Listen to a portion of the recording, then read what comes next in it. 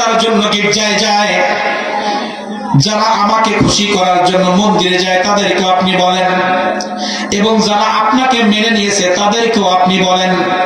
কুল হে নবী আপনি বলেন, ইন যদি কুনতুম, এই কুনতুম মানে যারা ইহুদি খ্রিস্টান নাসারা মুসলিম যে ধর্মের মানুষ হোক না কেন, কুনতুম তারা যদি চায়, তুহিব্বুন আল্লাহ, আমি আল্লাহ আমাকে যদি ভালোবাসতে চায়, আমাকে যদি ভালোবাসতে চায়, আমার প্রিয় বান্দা যদি তারা হতে চায়, আমার গোলামি করে আমাকে খুশি করে তারা যদি জান্নাত নামক নিয়ামত পাইতে চায়, তাদেরকে সে ইহুদি হোক আর খ্রিস্টান হোক আর যে হোক না কেন, সবাইকে আপনি বলে দিন, তারা যদি আমাকে ভালোবেসে থাকে, ফাত্তাবিউনি, তারা আপনাকে মেনে নিবে। সে যে ধর্মের মানুষ হোক, আপনাকে যারা ভালো না বাসবে, আপনার ইত্তিবা যারা না করবে, আপনার গোলামি যারা না করবে, আপনার কথা যারা না শুনবে, তাদেরকে তাদের ভালোবাসা আমি গ্রহণ করব না। এই আয়াত দিয়ে আল্লাহ তাআলা কিয়ামত পর্যন্ত ঘোষণা দিয়ে দিয়েছেন, কেউ যদি পৃথিবীতে আল্লাহর বান্দা হিসেবে বসবাস করতে চায়, কেউ যদি পৃথিবীতে আল্লাহর বান্দা হিসেবে স্বীকৃতি নিতে চায়, কেউ যদি পৃথিবীতে ইমানদার হিসেবে আল্লাহর কাছে স্বীকৃতি নিতে চায়, কেউ যদি জান্নাতি মানুষ হিসেবে দুনিয়া থেকে কবরে যেতে চায়, তাকে নবী ফলো করা লাগবে। নবী সারা নাই সাহারা, সবাই নবী সারা নাই সাহারা, নবী কামলি ওয়ালা, নবী সারা নাই সাহারা, নবী কামলি ওয়ালা, নবী আমার জানের জান, নবী তারানে ওয়ালা, নবী সারা নাই সাহারা।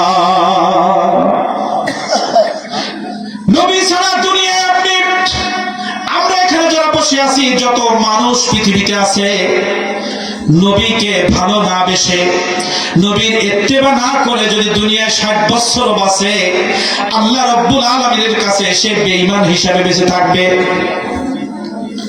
দুনিয়ার জিন্দেগি শেষ হওয়ার পরে কবরেও 3টা প্রশ্নের উত্তর সে দিতে পারবে না।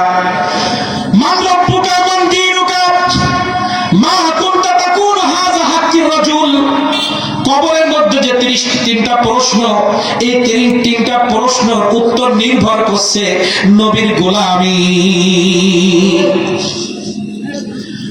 আপনি ইহুদিরা মান রব্বুকা বললে গড বলা আল্লাহকে বলতে পারবে,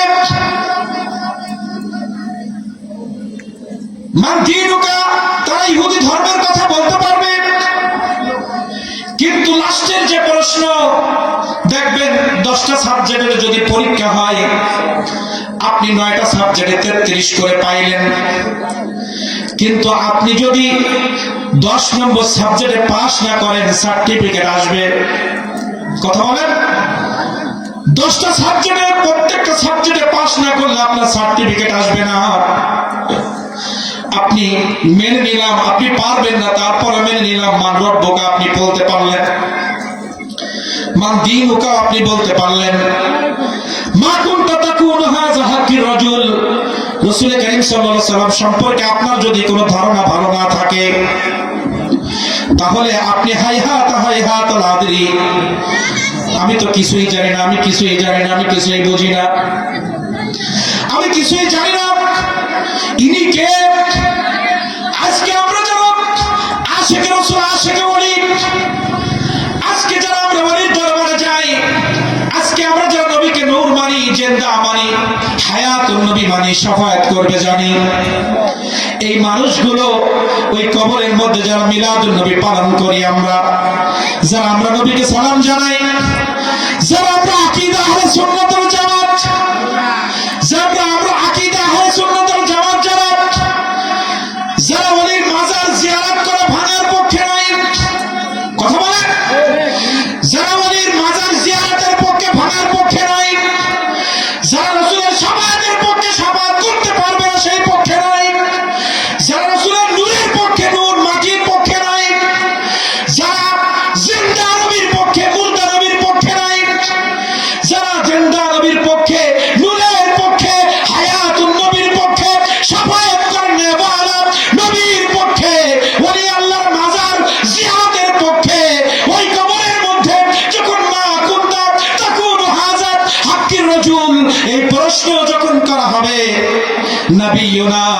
মুহাম্মাদুর রাসূলুল্লাহ। উত্তর দিয়ে দিব, সোজা জান্নাতের মধ্যে আমাদের রাস্তা তৈরি করে দেওয়া হবে। রাসূল তোমায় ভালোবাসি, মন হৃদয় উজাড় করে, হৃদয় মাঝে জ্বালায় আমার, দূর হবে তোমার দিদারে, দূর হবে তোমার দিদারে। রাসূল তোমায় ভালোবাসি, মন হৃদয় উজাড় করে, হৃদয় মাঝে জ্বালায় আমার, দূর হবে তোমার দিদারে, দূর হবে তোমার দিদারে। সুবহানাল্লাহ। তাহলে আল্লাহ তাআলা সবাইকে উদ্দেশ্য করে বললেন, পৃথিবীর কোন একজন মানুষ যদি আমি আল্লাহ আমাকে খুশি করতে চায়, আমার প্রিয় বান্দা হতে চায়, ফাত্তাবিউনি, আপনি নবীকে যারা মহব্বত করবে, ইত্তেবা করবে, শুধুমাত্র তাদেরকে ইউহিব্বুকুমুল্লাহ, যারা শুধুমাত্র নবীকে মেনে নিবে তাদেরকে আল্লাহ ভালোবাসবে ঘোষণা দিয়েছেন। যারা নবীকে ভালোবাসবে, যারা নবীকে সাল্লাল্লাহু আলাইহি ওয়াসাল্লামের ইত্তেবা করবে, তাদেরকে ভালোবাসার ঘোষণা দিয়েছেন কে? কথা বলেন। ওয়ায়াগফির লাকুম, শুধু তাই নয়, আল্লাহ তাআলা বললেন যারা আমি নবী আপনাকে যারা মেনে নিবে, আপনারা যারা ইত্তেবা করবে, ইউহিব্বুকুমুল্লাহ,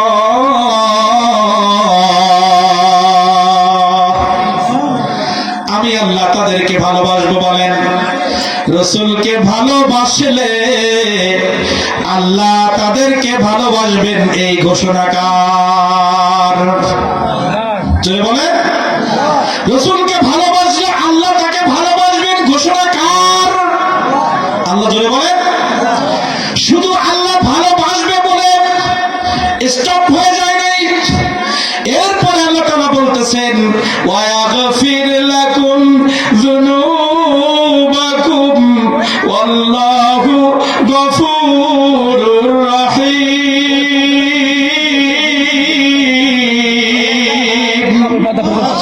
আমার নবীকে যারা ভালোবাসবে, আমার নবীর যারা ইত্তেবা করবে, আমার নবীর যারা গুণগান গাইবে, আমার নবীর দুরূদ মুবারক যারা পড়বে, হে নবী আপনাকে যারা মেনে নিবে, আপনাকে যারা ভালোবাসবে, তাদেরকে আপনি জানিয়ে দিন ইউহিব্বুকুমুল্লাহ, আমি আল্লাহ তাদেরকে ভালোবাসবো।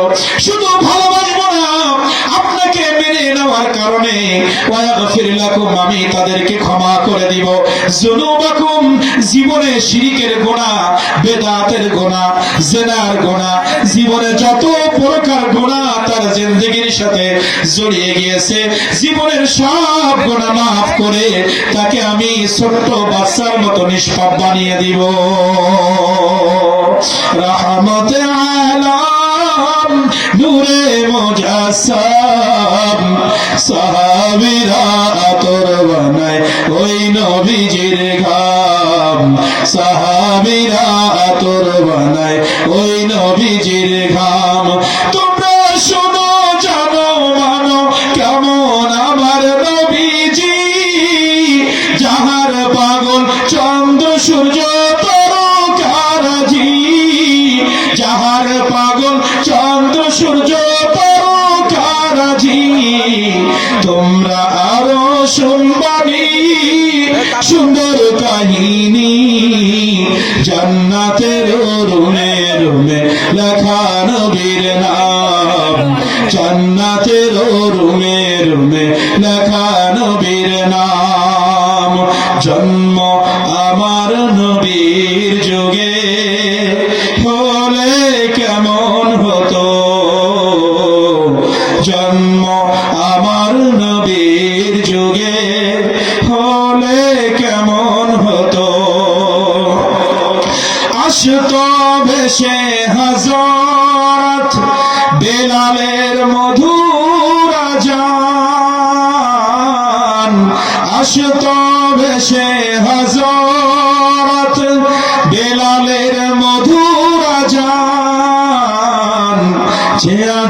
ছিল এমন প্রেম মুগ্ধ রহমান, যে আজানে ছিল এমন প্রেম মুগ্ধ রহমান। দয়ার নবীর পিছে নামাজ পড়লে কেমন হতো, দয়ার নবীর পিছে নামাজ পড়লে কেমন হতো। পাইলে নিরালাই গো নবী, পাইলে নিরালাই, পাইলে নিরালাই গো নবী, পাইলে নিরালাই। দুই কদমে চুমু খেতাম, দুই কদমে চুমু খেতাম, মাখতাম চরণ ধুলি গায়। পাইলে নিরালাই গো নবী, পাইলে নিরালাই, পাইলে নিরালাই গো নবী, পাইলে নিরালাই। নবী ছাড়া আল্লাহ রাব্বুল আলামিনের প্রেম ভালোবাসা আমাদের নসিবে জুটবে না। তারপর একটু নেন, পৃথিবীর জমিনে আল্লাহ রাব্বুল আলামিন বলতেছেন কুল হুয়াল্লাহু আহাদ, হে পৃথিবীর মানুষ তোমরা শুনে রাখো, আমি তোমাদের জন্য এক আল্লাহ, আমি এক, অদ্বিতীয় কোনো আল্লাহ নাই। আপনি বলেন, আপনারা বলেন, আমি বলি, এই কুল হুয়াল্লাহু আহাদ আল্লাহর পরিচয় আমাদের কাছে দিয়েছেন, এই পরিচয় আমাদেরকে জানিয়েছেন কে? কথা বলেন। নবী মুহাম্মদুর রাসূলুল্লাহর জবান দিয়ে পৃথিবীবাসীকে আল্লাহ জানায় দিয়েছেন আমি আল্লাহ এক। আল্লাহ তাআলা আসমান থেকে ডাইরেক্ট বলে নাই আমি তোমাদের প্রভু, আমি আল্লাহ এক। এটা নবীর জবান দিয়ে বলাইছে, তার মানে আমি আল্লাহ এক এটা মানতে গেলেও নবীর কাছ থেকে জেনে মানো। সিদ্দিক আকবর, ওমর ফারুক, ওসমান রাদিয়াল্লাহু তাআলা আনহুর জীবনী পড়েন, তারাও তো জান্নাতি সাহাবী, কিন্তু বলেন তারা নবী মাইনাস করে আল্লাহ আল্লাহ করেছে না, নবীর পিছে দাঁড়িয়ে দাঁড়িয়ে আল্লাহ আল্লাহ করেছে। শুধু নবীকে মেনে নেওয়ার কারণে জীবনের সব ক্ষমতা, সব পাওয়ার অর্থ ছেড়ে দিয়ে নবীর কদমে চলে এসেছে। কারণ তারা জেনেছে নবী না হলে ডাইরেক্ট আল্লাহ পাওয়া যাবে না, আল্লাহ পাইতে গেলে নবী লাগবে। আরো কিছু বুঝেন, আকিমুস সালাত, আল্লাহ তাআলা কোরআন মাজিদে বললেন হে মুসলমান জাতি তোমরা নামাজ আদায় করো। একবার বললেন নামাজ কায়েম করো, আল্লাহ তাআলা বললেন নামাজের 13 ফরজ কোরআন মাজিদে কোথাও নাই, নামাজের 14টা ওয়াজিব কোরআন মাজিদে কোথাও নাই।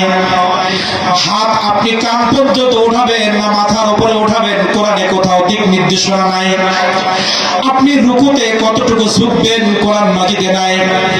আপনি সিজদায় নাক কপাল কোথায় লাগাবেন কোরআন মাজিদে নাই। শুধু একবার বলেছে আকিমুস সালাত, তোমরা নামাজ কায়েম করো। তাহলে আল্লাহ একবার নামাজের কথা বললেন, আর এই নামাজ পরিপূর্ণ অর্জন করার জন্য শত শতবার নবীর সুন্নাত মানা লাগে। আপনি আল্লাহর হুকুম একবার জবানে আল্লাহ তাআলা কোরআন মাজিদে বলেছেন আকিমুস সালাত, তোমরা নামাজ কায়েম করো। এই নামাজের মধ্যে 13 ফরজ, 14 ওয়াজিব, 21টা সুন্নাত। আবার এই নামাজের জন্য 7 পদ্ধতিতে ওযু করা কে শিখাইলো? আপনি নবী মাইনাস করে আল্লাহকে খুশি করবেন। নামাজ তো আল্লাহ একবার পড়তে বললেন, আর 2 রাকাত নামাজ কমপ্লিট করার জন্য বারবার রাসূলের কদমে যাওয়া লাগেছে, বারবার নবীকে ফলো করা লাগছে। আপনি 13 ফরজ আদায় করে নামাজ আদায় করলেন, আপনি রুকু করলেন, সিজদা করলেন, কিয়াম করলেন, সূরা ফাতিহা পড়লেন, অন্য সূরা মিলাই পড়লেন, প্রথম রাকাত হয়ে গেল। যদি 2 রাকাতে সালাম ফেরান, দ্বিতীয় রাকাতে বসার পরে আপনি প্রথম কি পড়বেন? আপনি দুরূদ শরীফ পড়ে আর দোয়া মাসুরা পড়ে সালাম ফেরালে আপনার নামাজ হবে। আলেমরা কি বলে? তাশাহুদ না পড়লে নামাজ হয়, সেও ছেড়ে দেওয়া লাগে। তাশাহুদ কার হাদিয়া বলেন? নবী করিম সাল্লাল্লাহু আলাইহি ওয়াসাল্লাম এই রজব মাস যে মাসের মধ্যে আমরা এসেছি, এই মাস সম্পর্কে আল্লাহ তাআলা বলেছেন, ইন্না ইদ্দাতাশ শুহুরি ইনদাল্লাহ 12 শাহরান ফি কিতাবিল্লাহ ইয়াওমা খালাকাস সামাওয়াতি ওয়াল আরদ আরবাআতুন হুরুম। আল্লাহ তাআলা বললেন, পৃথিবীর জমিনে যে 12টি মাস, এটা পৃথিবীর সৃষ্টির আগে আমি পরিকল্পনা করেছি। আজকে 31st নাইটে আমরা আনন্দ করি যে 31st নাইট যে ইহুদিরা চালু করলো, আল্লাহর পক্ষ থেকে আপনি যদি কোনো তারিখ অনুযায়ী আনন্দ করতে চান, মুহররম ছাড়া আপনি পারবেন না। আপনি জানুয়ারি 1 বৈশাখ যদি পালন করেন, কোরআন হাদিসের সাথে সাংঘর্ষিক হয়ে যাবে। এটা আমাদের সংস্কৃতি না, এটা ইহুদিদের সংস্কৃতি। যদি কোনো মুসলমান এই দিনগুলো পালন করে, আপনি লিখে রাখেন, কিয়ামতের মাঠে ইহুদিদের সাথে তাদের হাসর হবে। কারণ আল্লাহর পক্ষ থেকে আল্লাহ তাআলা বলেছেন, মুহররম, সফর, রবিউল আউয়াল, রবিউস সানি, জামাদিউল আউয়াল, জামাদিউস সানি, রজব, শাবান, রমজান, শাওয়াল, জিলকদ, জিলহজ, এই 12টি মাসের নাম হাদিসে আসছে। এই 12টি মাসের নাম কোরআন মাজিদে আসছে। এর বাইরে কোন মাস যদি আপনি তৈরি করেন, মানেন, সমাজে চলতে গেলে জানুয়ারি ফেব্রুয়ারি হিসাব করা লাগে, অসুবিধা নাই। কিন্তু জানুয়ারি মাসের 1ম তারিখ আপনি আনন্দ উল্লাস করবেন, এটা ইসলামে নাই, এটা করা যাবে না। এজন্য আমার আল্লাহ তাআলা বলেছে রজব মাস, এটা এই রজব মাসে গালিগালাজ করা, ঝগড়া করা, যুদ্ধ করা হারাম। কারণ এই মাসে আল্লাহ তাআলা আমার নবীজিকে মেরাজ করিয়েছেন, পবিত্র মাস, যে মাসের মধ্যে 5 ওয়াক্ত নামাজ আল্লাহ তাআলা আমাদেরকে হাদিয়া দিয়েছেন। রাসূল করিম সাল্লাল্লাহু আলাইহি ওয়াসাল্লাম যখন মেরাজের রজনীতে গিয়েছেন, আল্লাহ অনেক বড় ঘটনা, শুধু নামাজ বোঝানোর জন্য বলছি। তার নবী রাহমাতুল লিল আলামিন সপ্তম আসমান বের করে আমার নবী আল্লাহর সাথে যখন দিদারে গিয়েছেন, আল্লাহ রাব্বুল আলামিনের কাছে যখন গিয়েছেন, আল্লাহ তাআলা বলতেছেন, তার নবী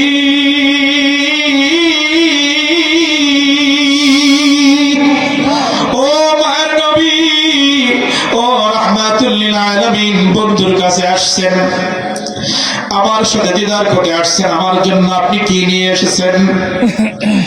আমার নবী বলতেছে, আল্লাহ, আপনি আমার সৃষ্টিকর্তা, আপনি আমার রিজিক দাতা পালন করতে, আপনি পৃথিবীর মালিক, আপনি জন্মর মালিক, মৃত্যু দেওয়ার মালিক, রিজিকের মালিক। আমি আপনাকে কি দিয়ে খুশি করব? আমার কাছে তেমন কিছু নাই গো আল্লাহ। আল্লাহ তাআলার সামনে আমার নবীজি তখন হাদিয়া পেশ করলেন, আত-তাহিয়াতু লিল্লাহি ওয়াস সালাওয়াতু ওয়াত তাইয়্যিবাত। এই শব্দগুলো আল্লাহর কাছে যখন বললেন, আল্লাহ, টাকা দিয়ে আপনাকে খুশি করা যাবে না, অর্থ দিয়ে তো আপনাকে খুশি করা যায় না। পৃথিবীর টাকার দিকে আল্লাহ তাকায় না, অর্থের দিকে আল্লাহ তাকায় না, চেহারার দিকে আল্লাহ তাআলা তাকায় না। তার একটা দলিল নিয়ে যান আজকে। আল্লাহ তাআলা বলেন, ইন্না আকরামাকুম ইনদাল্লাহি আতকাকুম। পৃথিবীর জমিনের মধ্যে যত মানুষ পৃথিবীতে বসবাস করছে, ওই মানুষগুলোর মধ্যে আমার কাছে সম্মানী তারা, যাদের কলবের মধ্যে আমি আছি তারা। ইন্না আকরামাকুম ইনদাল্লাহি আতকাকুম। যে মানুষের আত্মার ভিতরে, কলবের ভিতরে আমি আল্লাহ, আমার ভয় রয়েছে, আমি আল্লাহ, আমার জিকির রয়েছে, ওই মানুষটাকে আল্লাহ বড় ভালোবাসে। আপনি 1 কোটি টাকার বস্তা নিয়ে বসে যান, আপনার দিকে ফিরেও তাকাইবে না। কিন্তু আপনি গরিব মানুষ, দিন আনা দিন খাওয়া, রাত 12টার পরে জায়নামাজ বিছিয়ে 2 রাকাত নামাজের মধ্যে সিজদায় চলে যান, আল্লাহ তাআলা আপনার কবরে সব থেকে বেশি খুশি হয়ে যাবে। আপনি ক্ষমতার চেয়ার নিয়ে আল্লাহর সামনে যান, আপনি হিসাব দিতে পারবেন না, আপনি অর্থ দিয়ে, ক্ষমতা দিয়ে আল্লাহকে খুশি করতে পারবেন না। কিন্তু এই ঠান্ডার মধ্যে বসে একবার যদি সুবহানাল্লাহ বলেন, একবার যদি আলহামদুলিল্লাহ বলেন, পৃথিবীর সব থেকে বেশি খুশি আল্লাহ আপনার আমার পরে হয়ে যাবে। এজন্য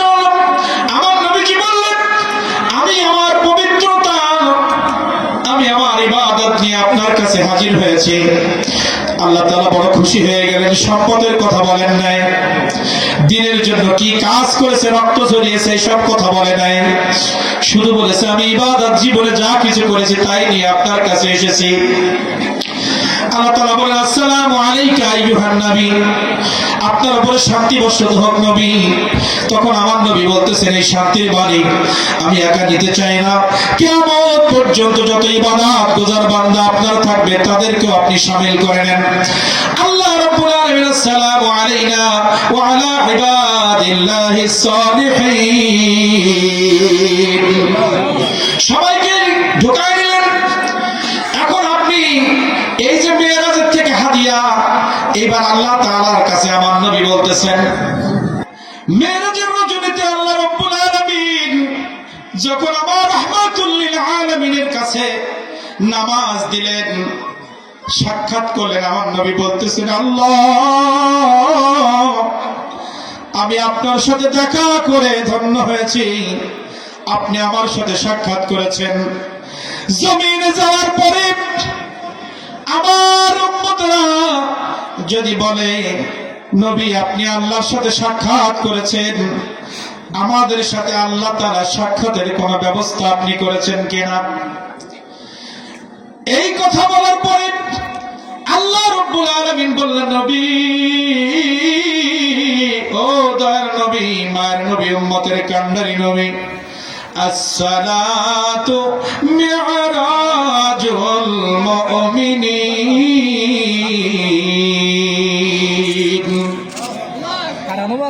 আল্লাহ তাআলা বলেন রাসূল আপনি আমার সাথে যেমনি ভাবে সাক্ষাৎ করেছেন আপনি চলে যান, আপনার উম্মতদেরকে বলেন 5 ওয়াক্ত নামাজ তারা যদি কন্টিনিউ আদায় করে, এই নামাজের মাধ্যমে দৈনিক 5 বার আমি আল্লাহ আমার সাথে তাদের দিদার হয়ে যাবে।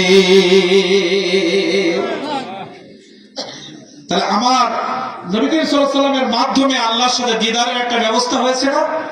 তাহলে নামাজের ভিতরে 13 ফরজ হয়ে গেল, 14 ওয়াজিব, সুন্নাত সব ঠিকঠাক।